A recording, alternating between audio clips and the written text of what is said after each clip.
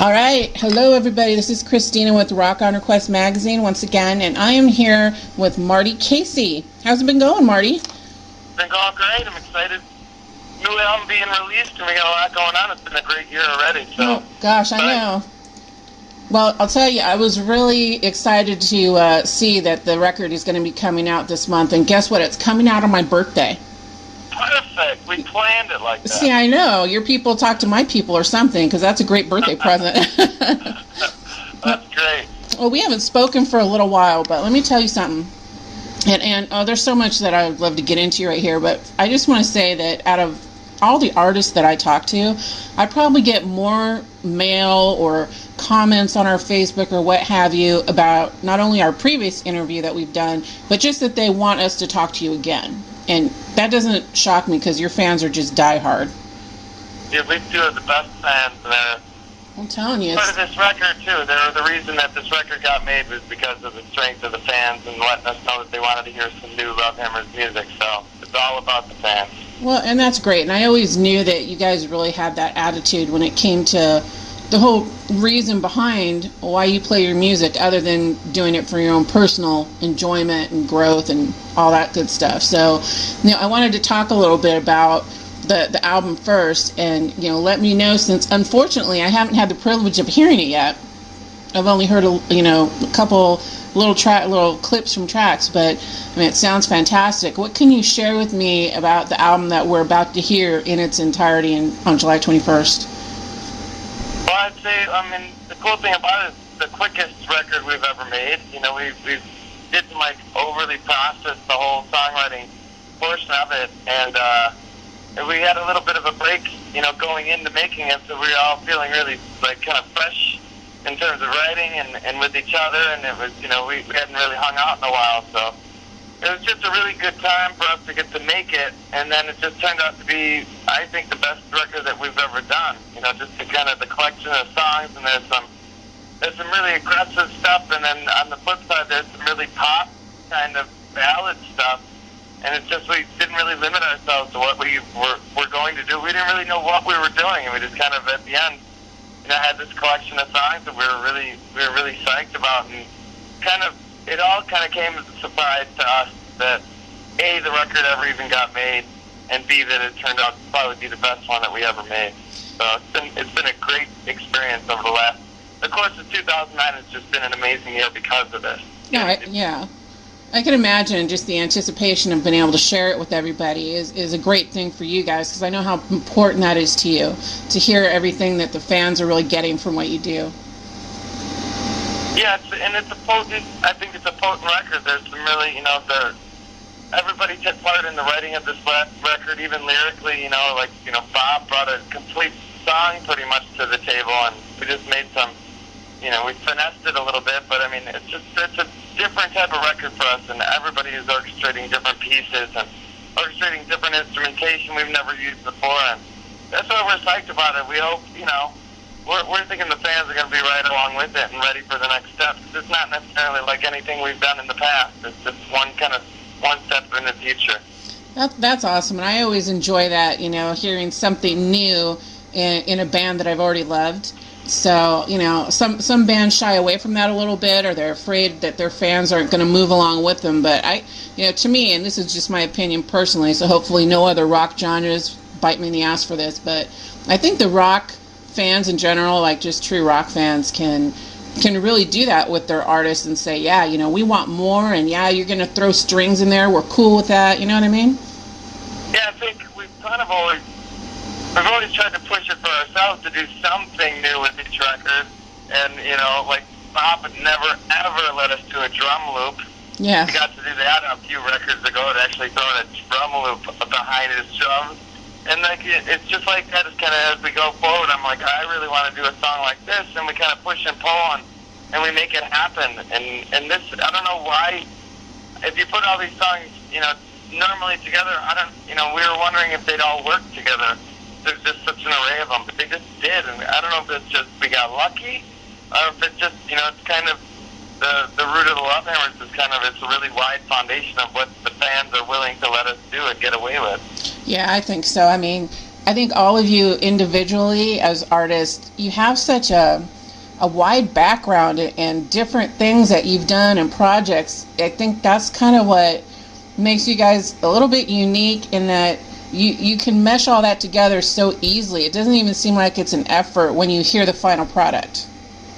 It feels like we've been together so long, and we've been doing this as the Love Hammers for such a long time that eventually you just kind of you create your sound. It's not like we tried like to sound like anything. Originally we just sounded, I think, directly like our influences, like Pearl Jam and Van Halen and Motley Crue and Guns N' Roses, and and that's kind of and what the first record sounded like. And then over the years you just develop your own style, the way you play, the way you sound.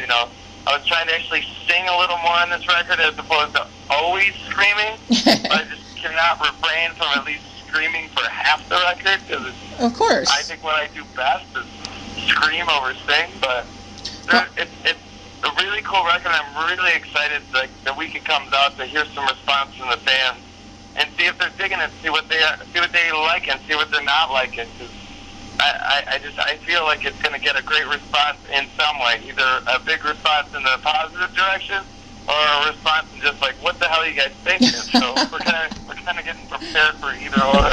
Well, you're going to get both from some people, I'm sure, but I'll tell you, I'm really looking forward to doing a review because, what you just said to me kind of made me laugh about screaming versus singing, because some of my favorite bands right now are just the ones who can do both and do them well. And I can, some people are like, God, I can't stand screaming like all the way through. Now I can handle that, but I also love to hear someone who can sing along with it. So the balance is perfect for me. Yes, I mean, it's not like screamo necessarily. Like a lot of bands out now have this hardcore screamo mentality, which is cool, but it's just like totally a different genre than what we're all about. Right. But it's kind of more in the vein of, I guess, for me, of like what Kurt Cobain had always done. He had a great voice, but I don't know. Oh, yeah. I seem to be able to show emotion over something, especially live. It's just scream my head off. Oh, yeah, definitely. Definitely. Well, your first single is Guns, correct? Is that going to be the one that you're still going with, is the lead single? Yeah, that's the lead single. It's available on iTunes now, and we thought it was a good choice for a first single just because of what it's all about. And then just kind of, I think it's in the style of the Love Hammers that people understand, and kind of moving them into the record of maybe doing some things that they're not used to. So it's kind of the bridge between what we always have been and what we are now. Well, I love it. That's the one that I've really heard and, been able to say, this is what's making me excited to hear the rest of the record. So, I mean, I haven't had people all week long before they even knew that I was going to interview you. When are you going to talk to Marty? This record's coming out, on and on. And I said, really? What? Let me hear it, because I hadn't heard anything about it yet. So it's very exciting. And, a video for this, is this something you guys have planned to do as well that's going to come out soon?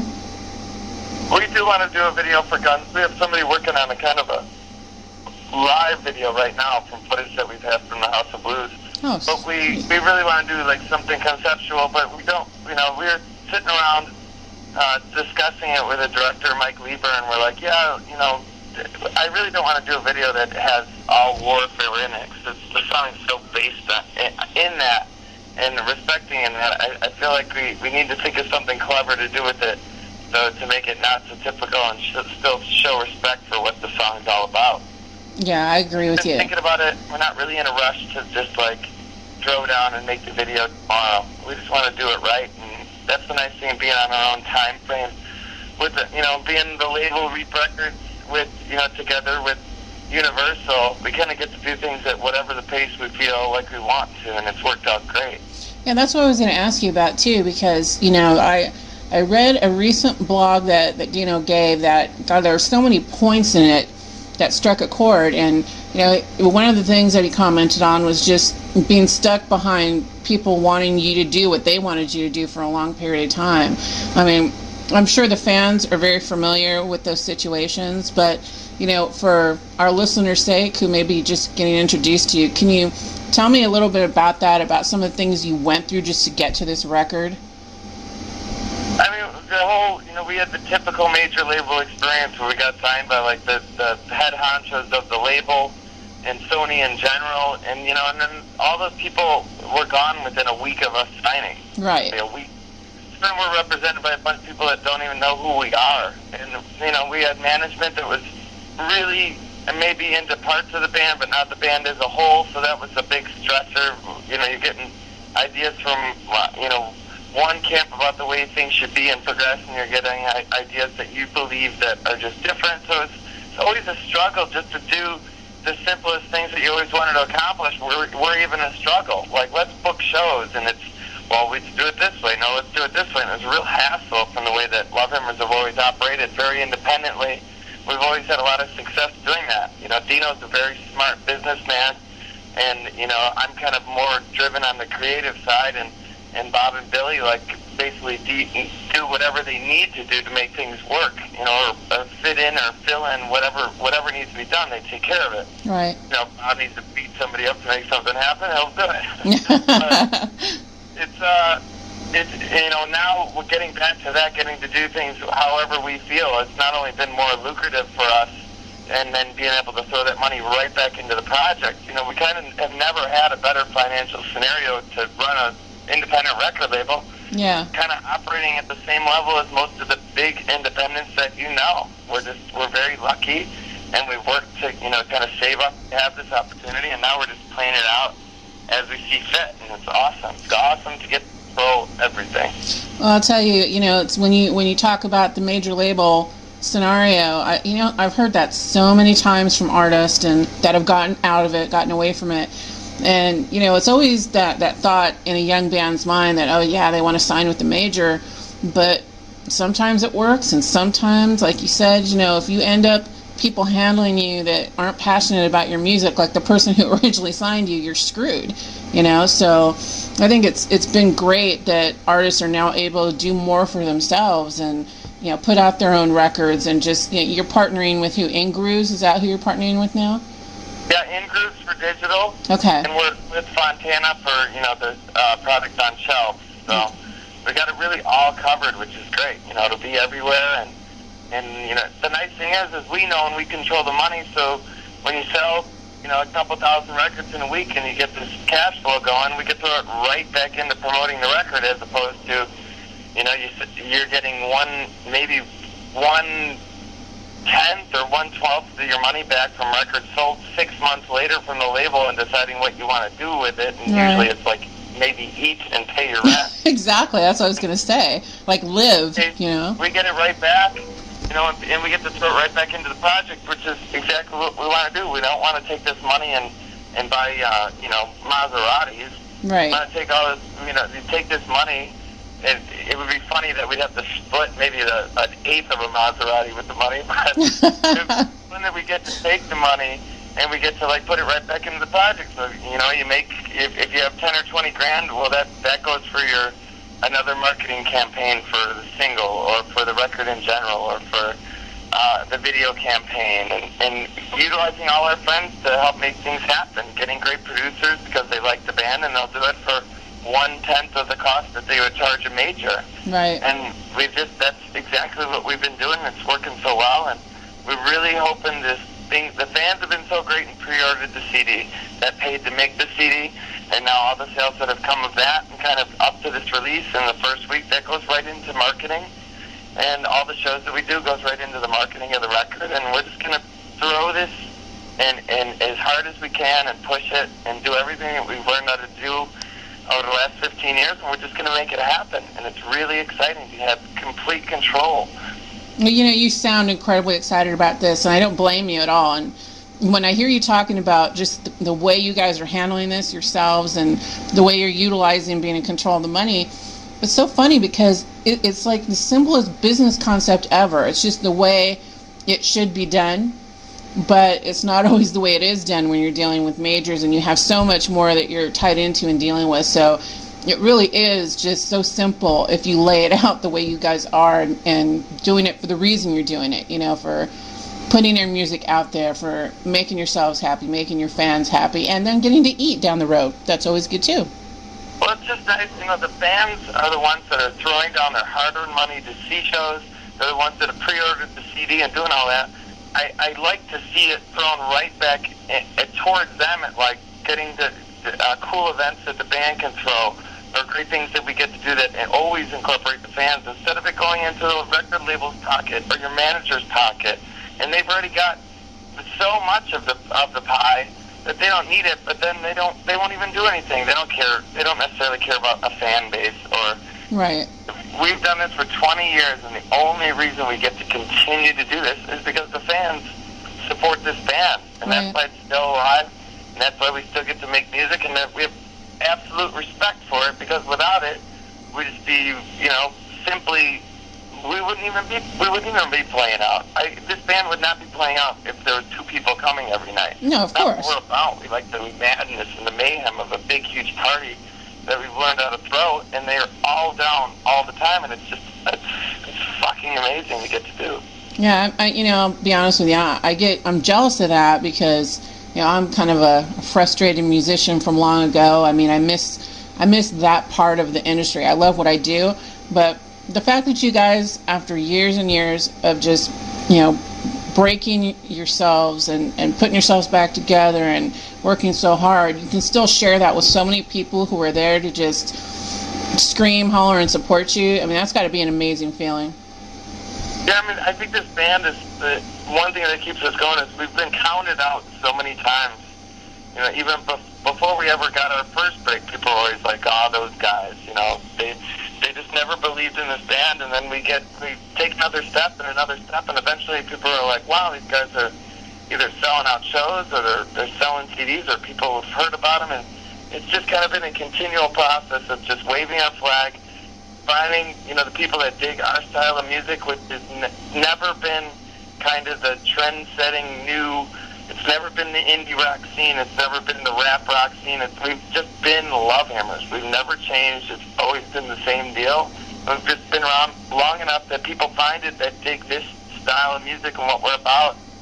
And then they come to a few shows, and they're family, and they come for reasons to see their friends. They come to see the band. They come to, celebrate their own things. They come because it's their anniversary, and they met at a Love Hammer show 10 years ago. It's just a whole bank of people that are a big part of this band, as big as Billy, Dino, Bobby, and me. It's like we're all a big, huge, massive fan base. Well, I don't know if I told you this before. I don't know if I did this before we spoke before, but we had a fan photo contest on the website for Love Hammers fans, and they would send in their shots of you guys taken live. There were so many entries to that thing. It was unbelievable. People were, how many can I send in? Because they had been to so many shows to see you guys that they had a plethora of photos to send in. And they were amazing shots. Like, you had people really just dedicated to getting these shots because they love you guys so much. And it was really awesome. I actually had to I couldn't, say that there were any bad ones sent in. And I put a whole thing together that we had on the site for a while of just hundreds of photos of you guys performing. Oh, that's awesome.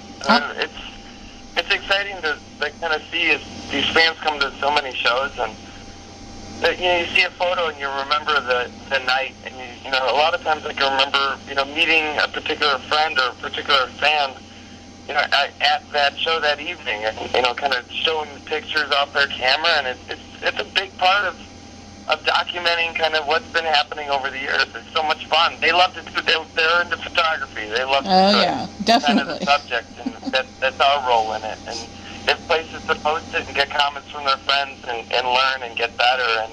And that's what makes kind of the whole thing work. Is there's so many different pieces to the puzzle. We just happen to be maybe the name of it, but there's so much more that goes into it than just the 4 members of this band. Well, let me tell you. I have to say that I'm still a little frustrated that I haven't seen you guys come through our town to where I can go see you live. So I'm hoping that you're going to tell me you guys are going to go on a full tour to support the new record. Do you guys have any plans to that nature? At this point, since we're doing everything ourselves, we're literally handling the day-to-day business of this band and still being creative with it and trying to do videos and things like that. And we're definitely trying to orchestrate a plan because, one of the phases of the release of this record will be to tour and get in front of people's faces. I think it's strongest part of this band, what we've always done. Right. Played live. So we will get to it, but kind of first things first, it's the release of the record. And if we're really running the label, it's hard to get away and just drop everything at this really important time for us. So we're kind of doing first things first is appropriately releasing and marketing and promoting this record via radio and everything, and keeping all the teams in line.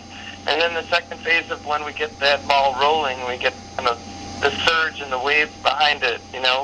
We'll set out on the road, and we'll start promoting in that way of just playing in front of people's faces, a couple hundred or a couple thousand a night. Right. And pushing it that way. So it's all a part of the master plan. Well, I'll tell you, I am going to email Dino and give him the names of some great venues out here that hold a good number of people. And in our general location, we have a lot of really tried and true rock fans here. So, just for future reference, if you guys ever are looking for certain places to play coming through North Carolina, I'm going to give them some tips. Because I hope that I can see you one day. You definitely have to. It would be great to meet you in person. Definitely. For me too. I would love it. And I love seeing a good live rock show. It's my favorite thing. So I don't know if you remember how we end up the interview here at Rock on Request, but everyone I interview gets the opportunity, if they desire, to ask me a question to end out the interview, just to kind of turn the tables. So you can ask me anything under the sun, and if you don't want to, that's cool too. Okay. Let's see. There's simple questions like, what's the last book you read? There's difficult questions like, have you ever been to Annapolis Beach? There's crazy questions like, what words tremendously annoy you? Right. There's interesting words, and there's interesting questions that nobody will ever answer, like, tell us something that nobody knows about you. Whereas you probably would tell your girlfriend or your best friend or maybe one of your family members before you just happen to reveal telling everybody something that nobody knows about you. Because I'm sure we all got a bunch of things that we'll never tell anybody. Of course. But maybe we'll simply ask you, what was the first concert that you had ever seen live? The first live show I ever saw was Oingo Boingo.